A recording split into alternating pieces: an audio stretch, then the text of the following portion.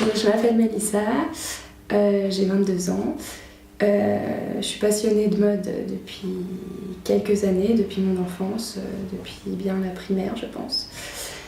Et depuis toute petite, donc, je dessine des vêtements, des corps de femmes, etc. Du coup, j'ai commencé tout d'abord par un bac STMG parce que le bac pro mode me faisait un petit peu peur, sachant que on n'est jamais sûr de faire ce qu'on a envie de faire jusqu'au bout. Du coup, j'ai fait un bac STMG, puis ensuite je suis partie sur un bac pro mode en 1 an au lieu de 3 ans, que j'ai obtenu. Puis ensuite j'ai voulu faire une école de mode. J'ai d'abord regardé les écoles sur Paris, c'était un petit peu compliqué.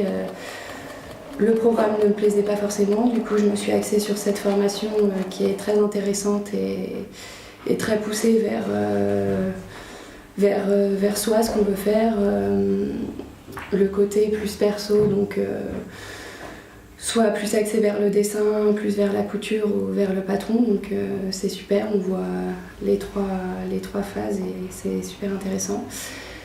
Tout d'abord parce que mon dessin était pas tellement super, donc j'ai voulu le perfectionner. C'est tout ça que l'école m'a beaucoup apporté et aussi qu'on est suivi personnellement, donc on a la possibilité de faire des projets qui nous intéressent dans l'année, qui n'ont rien à voir avec le programme et la prof nous aide vachement.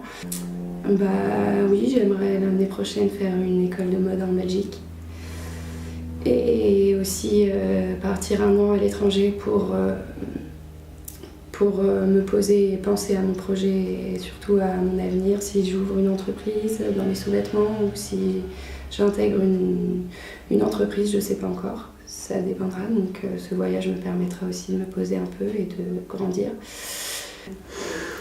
Alors pour ma collection, j'ai choisi comme thème Intime Secret car j'adore les sous-vêtements et notamment le corps de la femme et sa sensualité.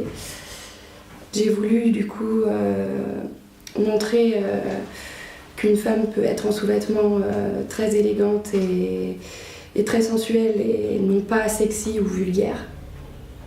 Et du coup, j'ai voulu aussi montrer qu'on pouvait faire des sous-vêtements avec d'autres matières que de la dentelle. Donc c'est pour ça que j'ai choisi la soie lyonnaise, qui m'a beaucoup attirée par ses reflets, sa couleur et la brillance du tissu.